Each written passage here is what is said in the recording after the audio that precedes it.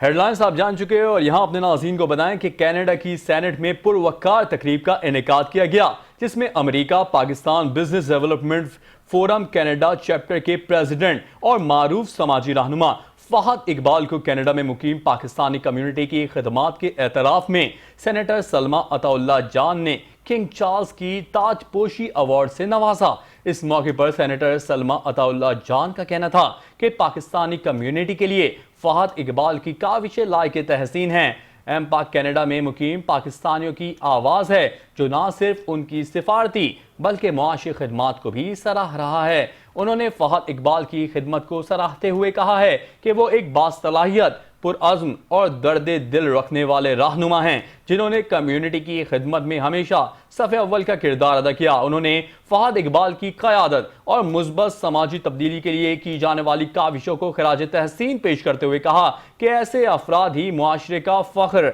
और रोशन मुस्तकबिल की जमानत होते हैं। तकरीब के मौके पर फहद इकबाल ने किंग चार्ल्स की ताजपोशी अवार्ड हासिल करने पर मुसर्रत का इजहार करते हुए कहा कि सेनेटर सलमा अताउल्लाह जान की निचली सतह की क़यादत को सराहने और कम्युनिटी की आवाज़ को उजागर करने की काविशें वाकई काबिल तारीफ हैं। इस मौके पर फहद इकबाल ने अपने फैमिली, प्रेसिडेंट एमपाक Pakistan Sheikh Imtiaz Hussain, chairman Zeeshan Altaf Lohia, global secretary Syed Nasir Wajahat, एमपाक इंतजामिया, रजिस्टर्ड हेल्पलाइन इंटरनेशनल का भी तहे दिल से शुक्रिया अदा किया जिनके एतमाद और हौसला अफजाई तरक्की के सफर में इंतहाई मददगार रही। इस मौके पर फहद इकबाल ने मजीद कहा कि इतने बावकार और तारीखी मकाम पर किंग चार्ल्स III की ताजपोशी अवार्ड हासिल करने का एजाज मेरे आज़म को मजीद तकवीत देने का बायस है।